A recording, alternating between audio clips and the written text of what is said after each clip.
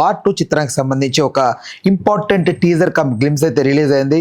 Overall గా ఒక power packed performance ఇచ్చే రోల్ అయితే జూనియర్ ఎన్టీఆర్ కనిపిస్తున్నట్టుగా అనిపిస్తోంది. అయితే ఓవరాల్ గా ఈ గ్లిమ్స్ ఎలా ఉంది అనే అంశం గురించి సినీ మరియు రాజకీయ విశ్లేషకుడు దాసరి విజ్ఞాన్ గారు ఉన్నారు, ఆయన అడిగి తెలుసుకుందాం. అన్న నమస్తే, ఎలా అనిపించింది గ్లిమ్స్ కానీ టీజర్ కానీ? ఆల్రెడీ ఎక్స్పెక్ట్ చేసిందే, బికాజ్ ఇప్పుడు ఇది యష్ రాజ్ వాళ్ళ స్పై యూనివర్స్. ఈ సినిమాలన్నీ ఒకటే పందా మీద ఉంటాయి, రా ఏజెంట్స్ అందరూ కూడా. అండ్ విలన్ ఎవరైతే ఉన్నారో అతను కూడా ఒకప్పటి రా ఏజెంటే, ఏదో చిన్న డిస్టర్బెన్స్ వల్ల యాంటీ అయిపోతాడు దేశానికి. సేమ్ యాజ్ యూజువల్ మనం పఠాన్లో చూసినట్టుగానే, విక్రమ్లో కూడా అట్లాగే. అండ్ నా ఈ యూనివర్స్ గురించి మాట్లాడుకుంటే, ఇప్పుడు ఇది ఎప్పుడు ఏక్తా టైగర్ దగ్గర స్టార్ట్ అయింది ఫస్ట్ 2012, సల్మాన్ ఖాన్ అండ్ కత్రినా కైఫ్, జోయా. ఆ తర్వాత ఏంటి టైగర్ జిందా హై, మళ్ళీ దాంది అది ఎప్పుడు 2017లోనే వచ్చింది. నెక్స్ట్ వార్ పార్ట్ 3 ఈ యూనివర్స్ సంబంధించి, అది 2019. తర్వాత ఆఫ్టర్ లాంగ్ గ్యాప్ పఠాన్ వచ్చింది. పఠాన్ టైంలోనే ఇంకోటి ఏదో వచ్చింది, టైగర్ 3 వచ్చింది. మీరు అన్నది పర్టికులర్గా ఈ యష్ రాజ్ ఫిల్మ్స్ వాళ్ళది కాదమ్మా. ఇప్పుడు ఈ వార్కి సంబంధించిన సినిమాలు ఇవన్నీ ఇదంతా ఒకటే యూనివర్స్, కంప్లీట్ యూనివర్స్. సో తర్వాత టైగర్ 3 ఇది ఒకేసారి వచ్చింది, పఠాన్ అండ్ టైగర్ 3. ఇప్పుడు నెక్స్ట్ వార్ 2 2025, ఇది రావడానికి ఇది టైం పట్టింది. ఇదే 2025లో మళ్ళీ ఆల్ఫా వస్తుంది. ఆల్ఫా వచ్చేసి ఆ పిల్ల ఎవరు, ముంజియాలో ఉంటుంది సర్వారి, ఆమె మన ఆలియా భట్. ఓకే. మళ్ళీ డియోల్, బాబీ డియోల్, వీళ్ళది ఆల్ఫా. ఇది అయిన తర్వాత మళ్ళీ ఎప్పటికో పఠాన్ 2 వస్తుంది, షారూక్ ఖాన్ అండ్ మళ్ళీ జాన్ అబ్రహం వాళ్ళది. ఇది కంటిన్యూయేషన్ సీక్వెల్. అండ్ దీంట్లో వీళ్ళు ఇప్పుడు వరకు తయారు చేసిన యూనివర్స్లో వార్ 2లో ఫస్ట్ మనకి జూనియర్ ఎన్టీఆర్, ఇది ఆల్రెడీ వార్కి సంబంధించిన సీక్వెల్. కాకపోతే ఆ సినిమాకి ఈ సినిమాకి సంబంధం లేదు. ఇప్పుడు టైగర్కి ఏక్తా టైగర్, టైగర్ జిందా హై, టైగర్ 3కి సంబంధం ఉంది, పఠాన్ 1కి పఠాన్ 2కి సంబంధం ఉంది. కానీ వార్ 1కి వార్ 2కి సంబంధం ఉండదు. ఆ వాళ్ళు వేరు వీళ్ళు వేరు, కంప్లీట్ కథ వేరు, కాకపోతే టైటిల్ అలా పెట్టుకున్నారు. నెక్స్ట్ అంటే ఇంచుమించు స్టోరీ ఇంపాక్ట్ ఒకటే. ఒకప్పుడు రా ఏజెంట్గా పనిచేసిన ఆయన ఏదో పరిస్థితుల ప్రభావం వల్ల, కొన్ని నాటకీయ పరిణామాల వల్ల ఇక్కడ వీళ్ళకి హర్ట్ అయ్యి రిజైన్ చేసో సస్పెండ్ అయ్యో వెళ్ళిపోయాడు. తర్వాత నన్నే ఇట్లా చేస్తారా, నేను ఎంత మంచిగా పని చేస్తే మిమ్మల్ని మీ పని చెప్తా అన్నట్టుగా మళ్ళీ తిరగబడ్డాం వీళ్ళపైన. లాస్ట్కి ఎలాగైనా హీరోనే గెలుస్తాడు. ఈ స్టోరీ అందరికీ అర్థమైపోతాయి, అన్ని స్టోరీలు సేమే వాటెవర్. తర్వాత తీసిన విధానం వీళ్ళు ఎలా చేశారు అనే క్యూరియాసిటీ ఉంటుంది. ఇప్పుడు for example CID or HIT 3, అన్నిటి ఒకటే, ఒక విలన్ ఉంటాడు, ఏదో చేస్తారు, లాస్ట్కి ఏదో రకంగా వాడిని బయటికి తెస్తాం, కథ సమాప్తం. కాకపోతే ఈ స్టోరీ ఎలా ఉంది, ఈ స్టోరీ ఎలా ఉంది అనే ఉత్సుకత రేకెత్తిస్తూ వచ్చే సినిమాలు ఇవే. దీంట్లో చాలా బాగా పండే సినిమా ఏంటంటే ఆల్ఫా. అండ్ ఆల్ఫాలో కూడా మన ఎన్టీఆర్కి సంబంధించిన రోల్ కంటిన్యూషన్ అవుతుంది. Alia Bhatt and Sharvari, Deol villain. మరి హీరో అంటే వీళ్ళే పవర్ఫుల్ హీరోయిన్స్ యాక్చువల్గా దీంట్లో చెప్పాలంటే. ఒక చిన్న అపియరెన్స్ మన వీంది కూడా ఉంటుంది. కాకపోతే ఇక్కడ విషయం ఏంటంటే మనం ప్రత్యేకించి చెప్పుకోవాల్సింది, హృతిక్ రోషన్ని విలన్గా పెట్టి ఎన్టీఆర్ని వాళ్ళు హీరోగా యాక్సెప్ట్ చేయడం బాలీవుడ్ వాళ్ళు, because he's the new face there. నువ్వు తీసుకోవాలి అనుకుంటే ఆల్రెడీ నువ్వు రావణా చేసావు కాబట్టి నెగిటివ్ షేడ్లో నిన్ను కూడా తీసుకోవచ్చు, తప్పులేదు, because you have done already. అట్లాంటి టైంలో నువ్వు హృతిక్ రోషన్ని ఇట్లా నెగిటివ్గా చూపించాలని, ఎన్టీఆర్ని హీరోని చేయాలనడం కొత్త ప్రయత్నం, కొత్త ప్రయోగం. వాళ్ళకి అనిపించడం కూడా చాలా గ్రేట్. అలా ఎన్టీఆర్ ఫేస్ వాళ్ళకి కన్విన్స్ అవ్వడం మనకు కూడా సంతోషమే, బికాజ్ తను నువ్వు విలన్ ఇచ్చినా చేయగలడు, హీ కెన్ పర్ఫామ్. కానీ అట్లా కాకుండా హీరోని చేశారు. అంటే RRRలో ఏం చూసారో తెలియదు వాళ్ళు, మరి ఏంటి అంటే పాన్ ఇండియా లెవెల్కి వెళ్ళిన తర్వాతే కదా.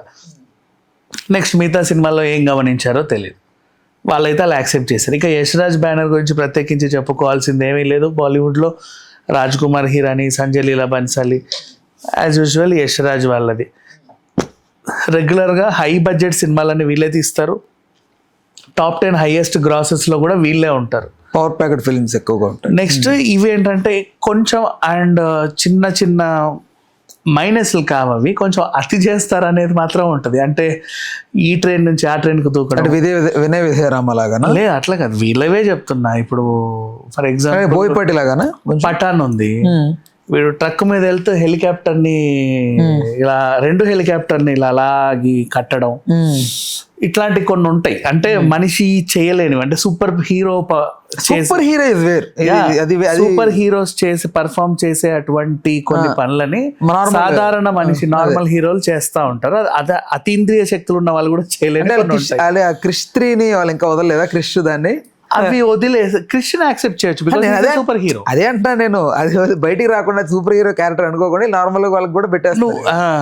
మరి అంటే మరి నెక్స్ట్ లెవెల్కి వెళ్ళిపోతాయి. అంటే ఎక్కడెక్కడి నుంచో ఎటెటో దూకడం, అయినా సరే చాలా చెమట చుక్క కూడా పడకుండా హ్యాపీగా రావడం, ఈ కామనే. ఈ సిరీస్ అన్నిట్లోనే ఇది కామనే. అవి ఆల్రెడీ అలవాటు పడ్డారు కాబట్టి యాజ్ యూజువల్గా అలాగే చూడండి. నేను ముందే ఎందుకు చెప్తున్నానంటే, ఆల్రెడీ అంటే నెగిటివ్ చేద్దామా అని కూర్చునే వాళ్ళు 100 మంది ఉంటారు. వాళ్ళకి ఎన్టీఆర్ కొత్త, ఈ సినిమాలు పాతే కదా, మిగతా వాళ్ళకి ఈ సినిమాలు పాతే. సో ఎన్టీఆర్ కొత్త కాబట్టి ఎన్టీఆర్ వెనకాల ఈ మన తెలుగు అభిమానులందరూ వచ్చేస్తారు, ఈ సంఘ సంస్కర్తలందరూ ఎక్కడెక్కడ ఏమేమి ఉన్నాయి అని నోట్ చేసుకోవడానికి. సో వాళ్ళకి ముందే చెప్పేది ఏంటంటే, ఈ సిరీస్లు ముందే చూసిన తర్వాత ఈ సినిమా చూడండి. వై? బికాస్ ఈ అతి విన్యాసాలు దీంట్లో ముందు నుంచి ఉన్నవే, దాన్ని అందరు చూసి యాక్సెప్ట్ చేసినవే. ఇంకా చెప్పాలంటే ఈ హెలికాప్టర్లోంచి ఆ హెలికాప్టర్లోకి దూకుతారు, అందులో నుంచి ఇందులో కూడా దూకుతారు. ఇది కామన్, ఈ ఎపిసోడ్స్ అన్నిట్లో ఇది కామన్. అది కూడా అట్లాగే జనాలు కూడా అలవాటు అయ్యారు, ఇందులో భలే పెట్టారే, నెక్స్ట్ ఏం చేస్తారా అని.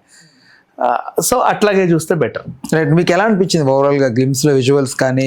నేను యాక్చువల్గా ఎక్స్పెక్ట్ చేసా ఇట్లాగే అతి ఉంటుంది అని. ఆల్మోస్ట్ అవన్నీ ఉన్నాయి. అండ్ పవర్ ప్యాక్డ్ పర్ఫార్మెన్స్ ఉంటుంది. అండ్ అఫ్ కోర్స్ ఇవన్నీ ఇప్పుడు అమృతం ఒకటి ఉంది, నీకు ఆల్రెడీ తెలుసు అది ఫన్నీగానే ఉంటుంది అని. అనిల్ రావిపూడి సినిమాలు ఉంటాయి, తెలుసు ఒక రకమైన కామెడీ ఉంటుంది అని, నీకు అర్థమైందా? ఈ హిట్ కూడా తెలుసు, వీళ్ళంతా రా ఏజెంట్స్, కొంచెం స్ట్రిక్ట్గా ఏదో కేసులు తెస్తారు అని. సిఐడి కూడా అంతే, ఎపిసోడ్స్ చూస్తే. ఈ యూనివర్స్ కంప్లీట్లీ కూడా ఒక టైప్ ఆఫ్ డిఫరెంట్ కాన్సెప్ట్ ఇది. అతి ఎక్కువగానే నిజంగానే ఉంటుంది, కానీ అది వాళ్ళకి అవసరం, అలాగే తీస్తారు. అలాగే మనం కూడా చూసి అలవాటు పడి, అంటే ధూమ్ లాగా ఫర్ ఎగ్జాంపుల్, మనం కూడా అలాగే అలవాటు పడి చూడాలి. అందుకే ముందే చెప్పేస్తున్నా, తెలియదు చాలా మందికి. అంటే ఎన్టీఆర్ ఉన్నాడు కాబట్టి ఇప్పుడు అందరు ఫోకస్ దాని మీదకి షిఫ్ట్ అయింది.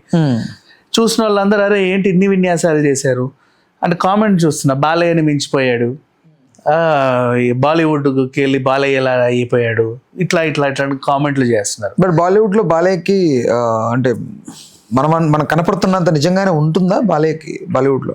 ఏమో నాకు తెలియదు బాలీవుడ్లో బాలయ్యకి ఏముందనేది. అంటే అఖండ ఇవి కొన్ని ఫిల్మ్స్ ఆడాయి బాలీవుడ్లో, లైక్ యూట్యూబ్లో అట్లా. I don't know mostly, but నేను ఎప్పుడు చూడలే హిందీలో ఆ వెర్షన్స్. సో ఇక్కడ చూస్తే